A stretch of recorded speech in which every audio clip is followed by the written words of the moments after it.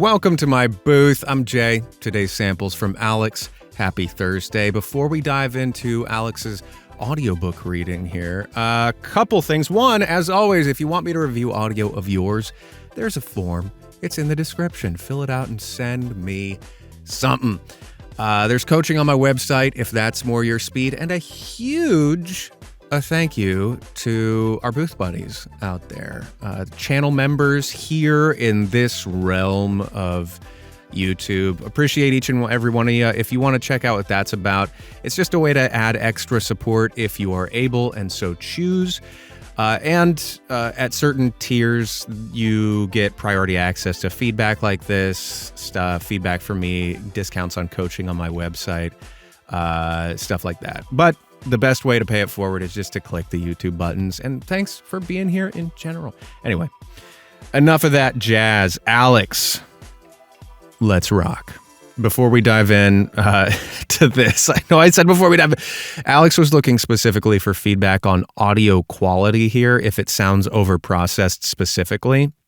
They said that they're limited on the type of equipment that they have available, and they're concerned that in order to hit ACX specs, that this sounds a little bit overprocessed. So we'll give it a gander, and then we'll go on from there as we have time. Let's go. The book had become his new adventure, a portal to realms beyond his wildest dreams. Though his reading skills were nascent, he labored over each sentence, sounding out the syllables. Each word was a stepping stone deeper into a world both strange and familiar, fueling the flames of his imagination. Visions unfurled before his mind. An army adorned in emerald cloaks, their armor catching the light like shards of fallen stars. Mounted on steeds as swift as the wind, they surged over the hills, a living tide of moss and metal. Snaps. Alex, you got to let me know where this is from, because it sounds like something that I want to read, and a great read of it as well. Okay, so starting with audio quality before I get distracted. Yes, it does sound a little overprocessed, but not to the point where I would be like, ugh. So there are a couple of small adjustments, and unfortunately, I don't know specifically what you've done to the audio, and I should probably just ask. But I have my guesses, and if I'm way off the mark, just let me know, and we can have a chat about it. But first things first, ACX audio quality standards, this is very subjective in terms of my opinion, and I understand why they are what they are, because they're having to standardize across so many different publishing pipelines and workflows that they're pretty stringent in a lot of ways. And the result of that, in my estimation, is it just kind of makes the audio sound like crunchy and like that in general.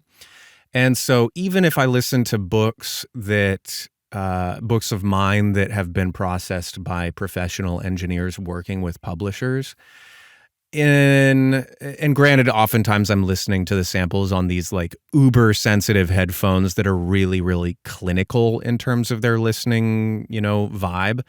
I think a lot of audiobooks could sound more natural, less processed in a lot of ways. That's just my own little gripe, but it's important to remember in that sense that the vast majority of people are listening on really, really baseline speakers. Like they'll just drop their phone in a coffee cup to have it be more, the like bowl amplify the sound, or they're listening on their phone speakers, ear pods, that type of thing. So the tolerance levels for the vast majority of people are really, really high. And all to say that, processing in general doesn't have to be, I don't know if that makes sense. But in terms of your audio here, it sounds like you're using either a gate in a certain way, but it feels to me more so like you're using a denoiser of some sort. And for those of you who may not know what a gate is, or an expander, or a denoiser, I'll just talk about those just a little bit briefly. So a noise gate and an expander, those only respond in relation to the volume of audio. So in terms of a gate, if the audio gets louder than a certain threshold in terms of your decibels, the gate will open, allowing sound through. If it gets quieter, the gate will close. And so we can change the threshold setting and how quickly and slowly the gate opens and closes. And that's what that is. An expander works sort of like an inverse compressor, where a compressor will take the loudest bits of your audio and make them effectively quieter and reduce the overall dynamic range, meaning if before you had really quiet stuff and really loud stuff, all of a sudden you've got like medium loud stuff pretty much across the board. And what an expander does is it just flips that. It takes the quietest bits and makes the dynamic range expand so that it makes it quieter. So if you go below a threshold, an expander says, let's make that even quieter and make it even further away from the loudest bits of the audio, if that makes sense. But in both of those cases, they're only responding to the loudness of your audio. A denoiser, on the other hand, is kind of like a blend between the two, where it both responds to loudness, but it also responds to sound frequencies. So this fancy looking graph here, there's lots of dials and knobs and all that jazz. They can be a little bit more complicated than a noise gate or something. But if we play this for a bit, we can see where it's reducing specific frequencies of sound relative to the audio in general. So this is the audio coming in, that's the blue, and this is how it's responding. This isn't ideal right now, but all to say, it gives you sort of a visual representation of it's responding specifically to frequencies of sound and reducing accordingly from there. And if you overuse a noise reducer, it can have a sort of pumping gating effect where certain aspects of your voice start to dip in unnatural ways, which then leads the ear to be like, this sounds unnatural and overprocessed. So let's play a little bit and I'll point out specific moments that I'm talking about. And all to say, in terms of noise reduction software,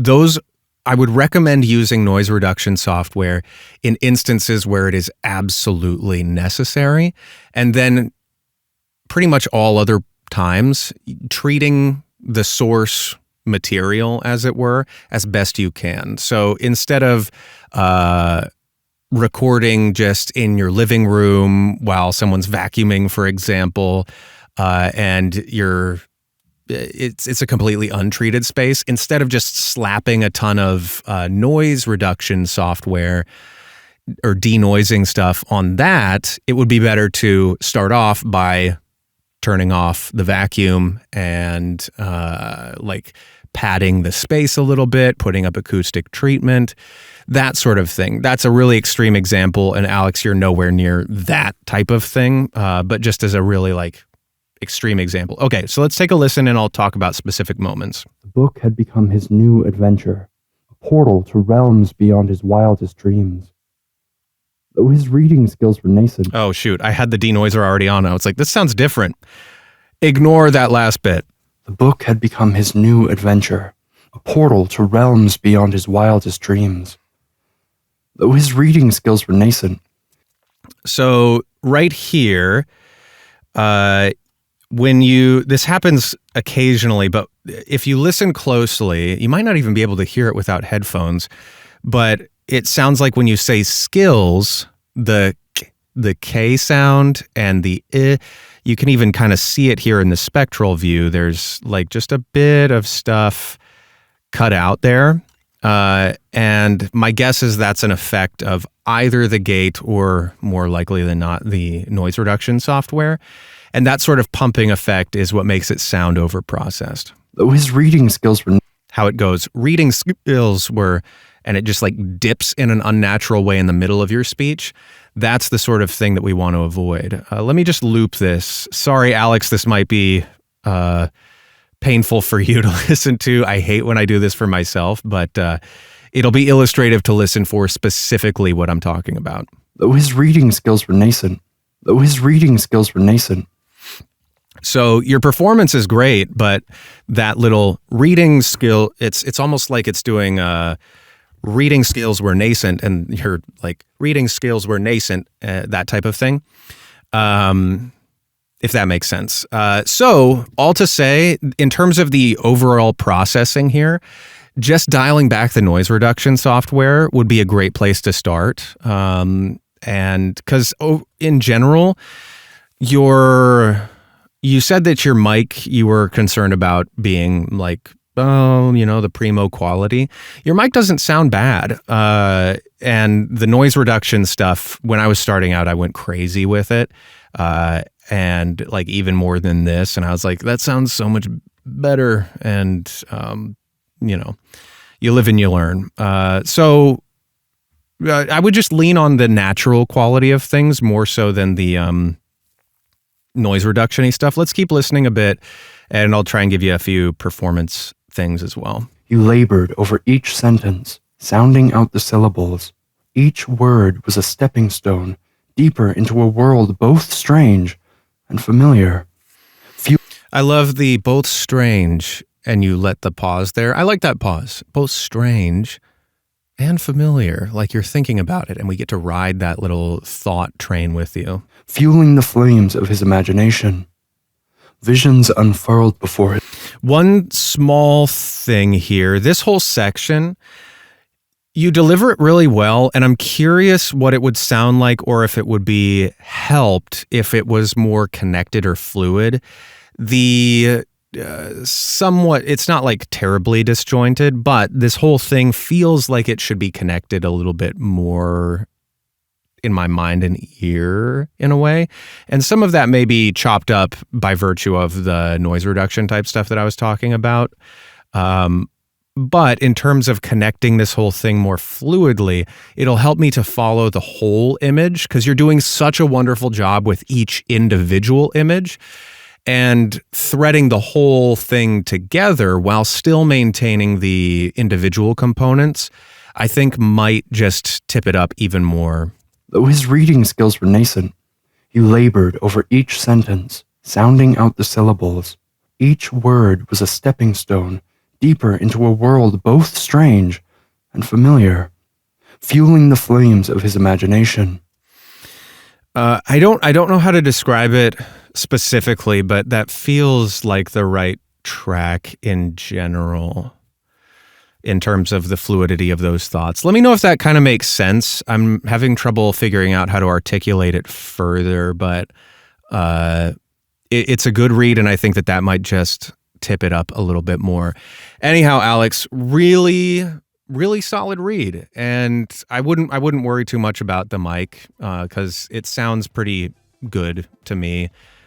Granted, take that with a grain of salt because I don't know what you've done to process this specifically, but starting by dialing back or just trusting that you don't need to lay on heavy noise reduction software might be helpful. Anyway, hope that's helpful for you and for everybody else as well. And until the next one of these, be well, everybody, and I'll see you soon. Toodles.